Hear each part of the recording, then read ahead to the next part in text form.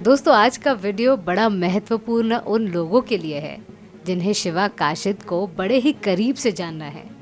पर अगर आप उन लोगों में से हो जिन्हें वीर शिवा काशिद की जानकारी पहले से पता है, तो शायद आपको ये बात पता नहीं होगी कि पन्हाला किले के घेराबंदी के बाद जब सिद्दी मसूद और सिद्दी जौहर को पता चला कि उनकी मेहनत पर पानी फिर गया, तब आगे क्या हुआ। क्या जौहर और मसूद की मौत हुई या फिर वो दक्कन से भाग गए? इन सभी सवालों के लिए आज का वीडियो अंत तक ज़रूर देखिए। दोस्तों, आप ये बात जानते हो कि हमारे शिव छत्रपति जात पात और धर्म से परे थे। 18 पगड़ जाति और 12 बलूतेदार ब्राह्मण और कुछ अच्छे मुसलमान लोगों को एक साथ लेकर शिव छत्रपति ने स्वराज्य निर्माण की मशाल ज्वलित की थी। सपना तो साकार हो रहा था, पर अफजल खान के वध के बाद आदिल शाह और मुगल बेचैन रहने लगे थे। डर सिर्फ इतना था कि कहीं ये मराठे हमें हिंदुस्तान से बाहर ना खदेड़ दे। इस वजह से उन्हें इस बात की भी भनक लगी कि मराठों को हराना है तो उनके जितना तरबेज बनना ज़रूरी है। और साथ ही अफजल खान का बेटा फजल खान की कटी हुई नाक का बदला लेना भी ज़रूरी बन गया था। तो परिस्थिति इस तरह से हो गई। उत्तर से औरंगज़ेब का मामा शाइस्ते खान प्रचंड सेना के साथ दक्कन आया और दक्षिण से आदिल शाही सल्तनत का नामी सरदार सिद्दी जौहर, सिद्दी मसूद और फजल खान ने हमला बोल दिया। और साथ ही पश्चिम की ओर से मराठा नौसेना के लिए विदेशी खतरा भी मंडरा रहा था। पहाड़ी इलाके में बन रहा स्वराज्य को दबोचने के लिए सभी दुश्मन अब एक हो रहे थे। श्री शिव छत्रपति को इस कठिन परिस्थिति से निकलने की कोशिश करने की नौबत ही नहीं आई, क्योंकि उनकी योजनाओं को दुश्मनों ने पहले से ही समझ लिया था। अफजल खान के वध के बाद मात्र 18 दिन के भीतर मराठों ने कोल्हापुर तक बाजी मार ली थी। आदिल शाही सल्तनत के लिए कोल्हापुर सैन्य अभियान केंद्र था। शिव छत्रपति और उनके काबिल सरदार पन्हाला किले में अपनी रणनीति बना रहे थे और उसी वक्त सिद्दी जौहर ने किले को चारों तरफ से घेर लिया।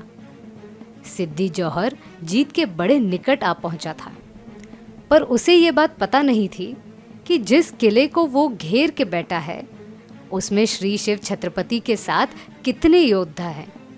और साथ ही उसे ये भी डर था कि अचानक किए हमले में शिव छत्रपति भाग जाएंगे।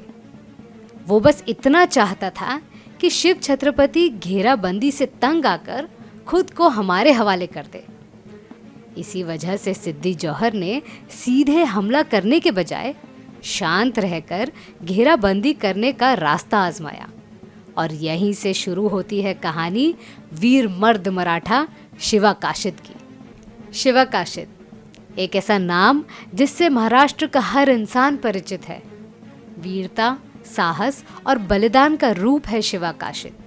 स्वामी भक्ति और स्वराज्य के लिए अपने प्राण निछावर कर देने वाले इस मर्द मराठा की गाथा अपने आप में विस्मरणीय है।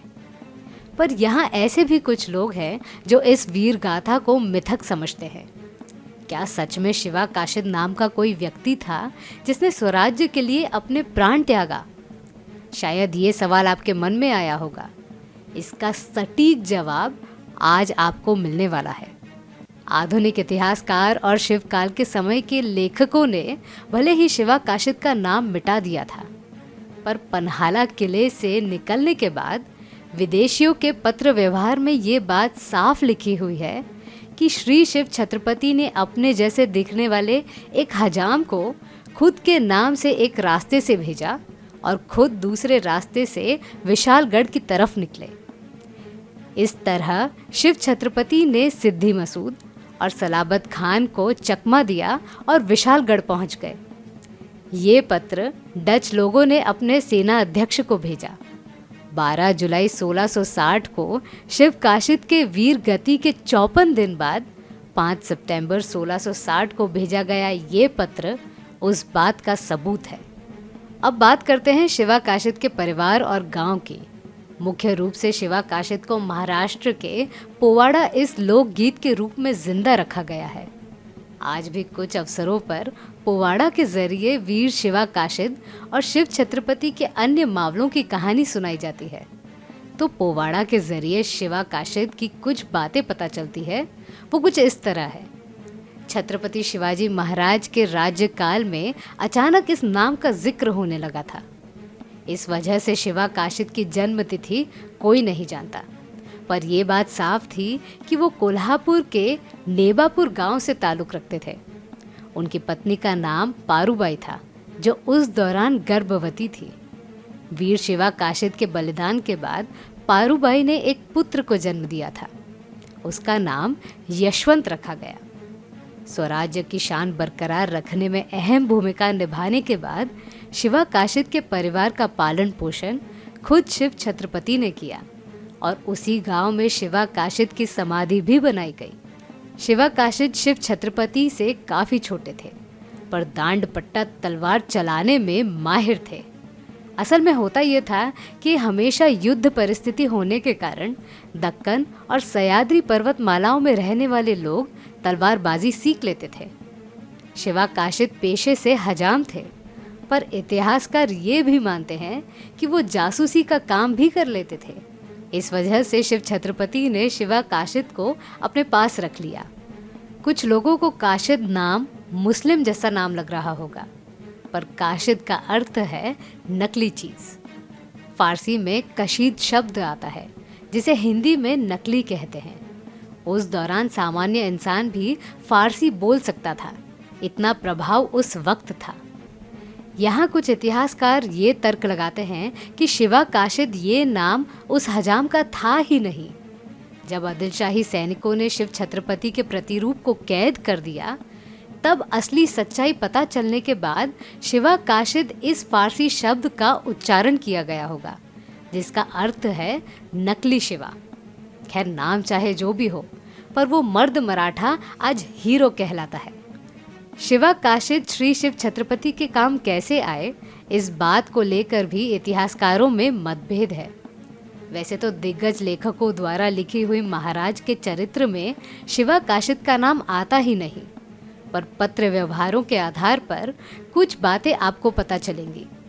असल में महाराज को लगा कि बारिश के मौसम में सिद्दी जौहर को कठिनाइयां आएंगी, पर फिर भी सिद्दी जौहर घेराबंदी लगाए बैठा था।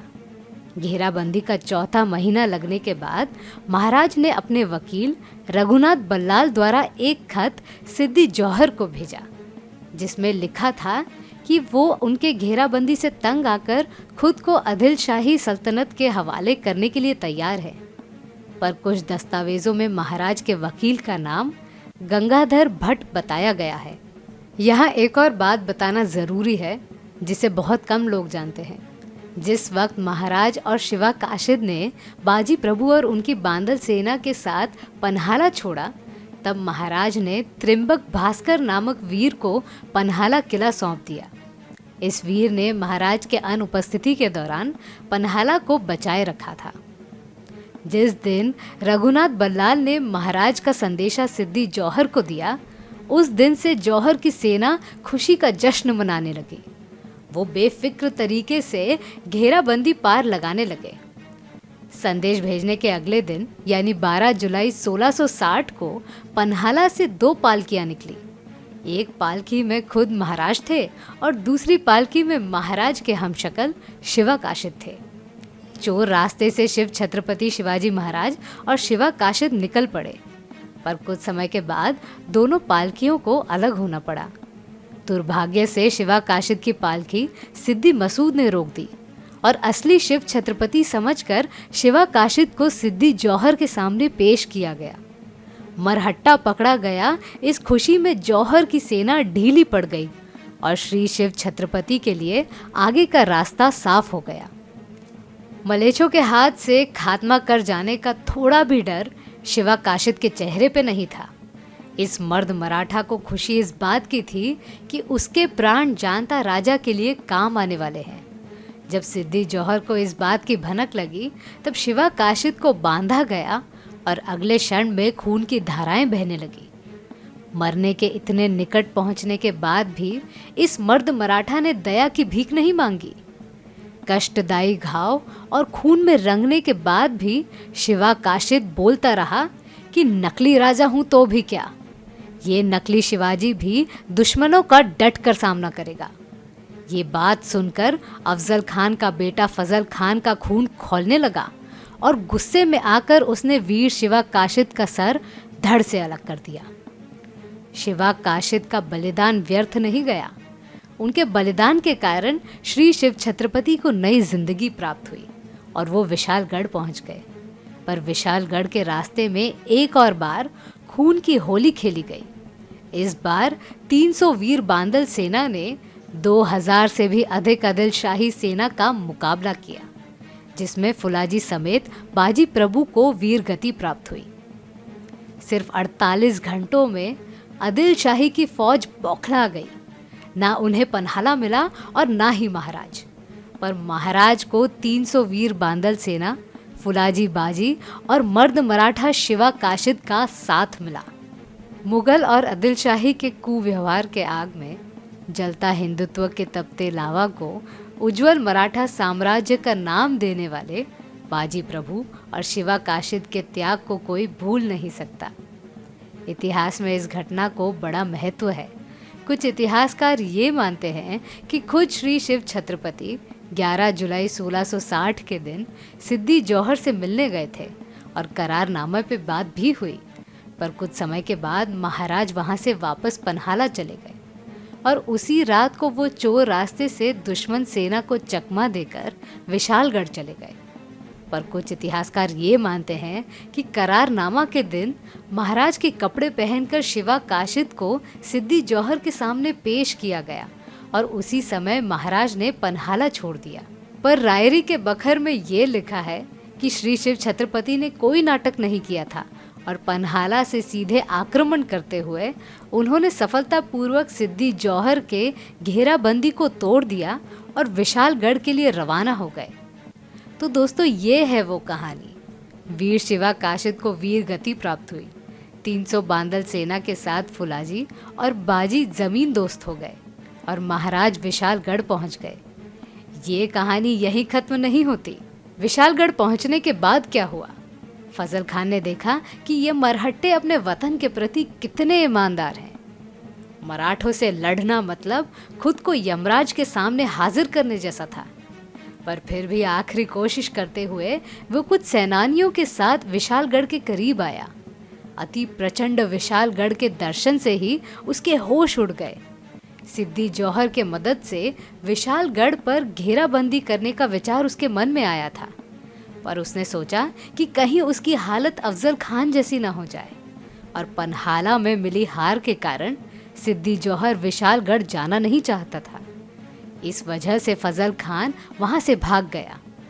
जब महाराज विशालगढ़ पहुंच गए तब उन्होंने अपने सेना की दूसरी टुकड़ी को पन्हाला किले की ओर भेज दिया, क्योंकि त्रिंबक भास्कर वीरता के साथ सिद्दी जौहर से मुकाबला कर रहे थे। चारों तरफ से मिली हार के कारण फजल और जौहर बीजापुर लौट गए।